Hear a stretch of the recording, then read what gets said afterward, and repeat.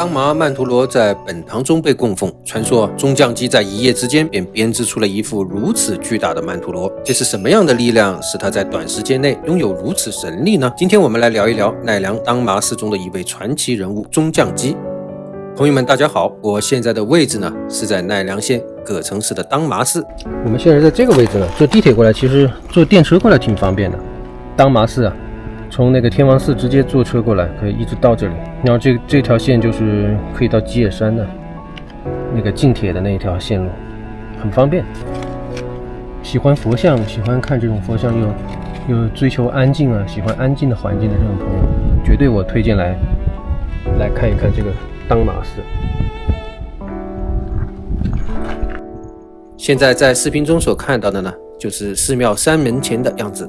山门好像在修理中，守门的哼哈二将少了一个，看说明呢，好像是拿去维修保养了。现在只剩下孤零零的阿行，看他的眼神啊，多少有些寂寞。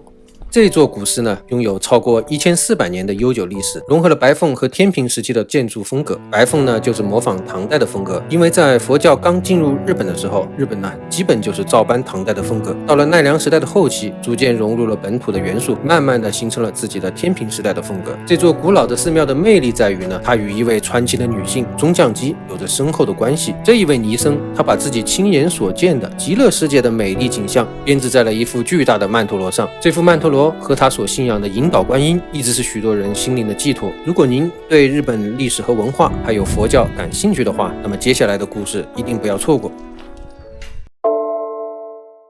这座当麻寺建立之初供奉的主尊是弥勒菩萨，但后来因为当麻曼陀罗而闻名。这幅曼陀罗创作于奈良时代，与当时的贵族藤原家的一位小姐中将机的传说息息相关。中将机出生于天平19年，也就是公元747年。她是奈良时代贵族藤原丰臣的女儿。她从小在丰臣的宅邸中长大。传说中，中将机的出生被认为是观音菩萨的恩赐。在她4岁的时候，一只白狐突然出现在她的面前，并带给了她一本称赞净土经的经书。从那时起，中将机就开始背诵这部经典。由于年幼时失去了亲生母亲，为了给已故的母亲祈求冥福，他开始抄写这本经书。从小便对观音菩萨有着深深的信仰。不过后来他的父亲丰臣再婚后，中将机开始受到继母的嫉妒，甚至一度面临生命的威胁。在14岁的时候，在周围的村民帮助下，他成功逃离了继母的毒手，隐居到今天的宇陀市的日张山。虽然经历了这些困境，但是中将机并没有怨恨他的继母，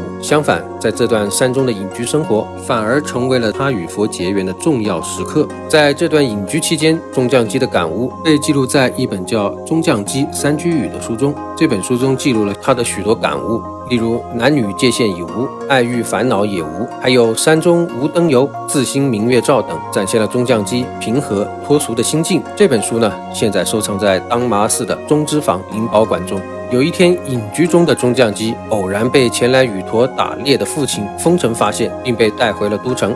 此时啊，有人提议让中将机成为天皇的妃子，但中将机对于这一类的提议都是坚定的拒绝。在之后的日子中，他专注于称赞净土经的抄写，他每天坚持不懈，直到16岁，他完成了整整1000卷的经文。有一天，在西方的夕阳余晖中，中将机目睹了一幅神圣的景象，在夕阳的映衬下，阿弥陀佛的身影显现于天际，整个天空仿佛展现了极乐净土的美丽景象。这一震撼人心的景象深深地打动了他，他感到自己的灵魂被召唤，决心离开都城，追随这位佛陀。在观音菩萨的指引下，中将机来到了象征西洋的二上山山路，这里呢是当麻寺的所在地。当时当麻寺是僧侣们修行的圣地，女性呢则被严格的禁止进入。中将机只能在寺院前的石头上专心的读经。然而几天过后，那块石头上竟然出现了他的足迹。这一奇迹啊，深深的感动了当时当麻寺的住持石雅和尚。他最终决定破例接纳中将机。到了第2年，寺院为中将机举行了剃发仪式，时间是公元763年的6月15日。中将机被赐予了法如的法名，成为了一名尼僧。第2天，他用剃下来的头发编织成了阿弥陀佛、观音菩萨和世子菩萨的梵文，并恳求菩萨能再次让他见到西洋中阿弥陀佛和净土的景象。他的愿望得到了回应。第2天，一位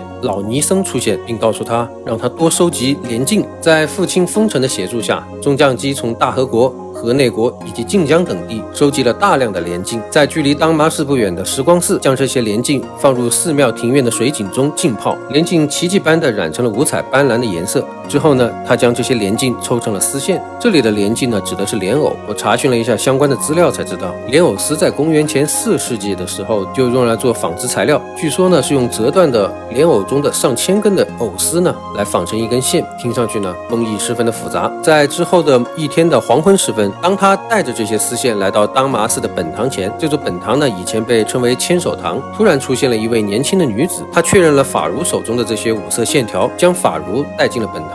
经过了一夜的等待，第二天天亮，法如惊讶地发现他的面前出现了一幅巨大的五色编织物，上面描绘的正是他之前所看到的西洋中辉煌的净土景象。他感到困惑时，老尼僧提醒他，这不是你自己花了一夜时间编织出来的吗？人们都认为这也许正是观音菩萨显灵。这幅巨大的曼陀罗就是当麻寺的本尊，被称为当麻曼陀罗。曼陀罗的中央是阿弥陀佛，两侧呢是观音菩萨和势至菩萨，周围还有各种圣众和鸟类，展示了西方净土的和谐样貌。法如被曼陀罗的光辉所救赎，继续传播着教义。在12年后，29岁的法如在春天神秘地离开了人世，前往极乐净土。曼陀罗的教义继续流传，成为人们的精神寄托。从镰仓时代开始，这幅曼陀罗的抄本不断制作，代代相传。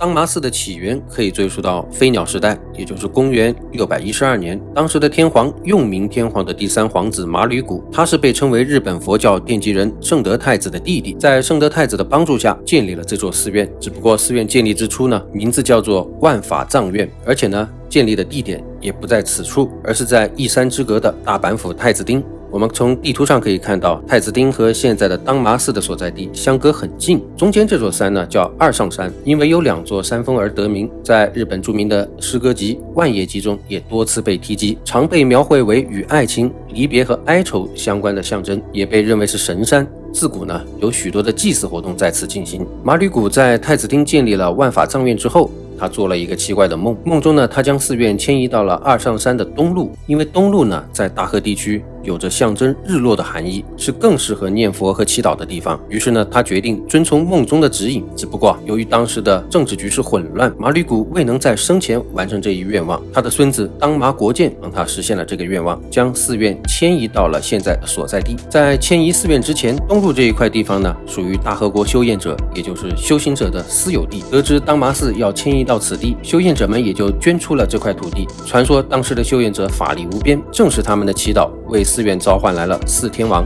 因此现在能在经堂中看到弥勒菩萨的四周供奉着4天王雕像。据说被召唤的神灵还有葛城山的一眼主神明、熊野全县神灵化身的龙神，这些天神都是当时信众们膜拜的神灵。最初当麻寺搬来的时候，是以经堂和讲堂为中心而建立的。到了奈良时代，规模不断的扩展，后来又增建了对称的东塔和西塔，以及千手堂和中院，也就是现在的中之坊这些建筑。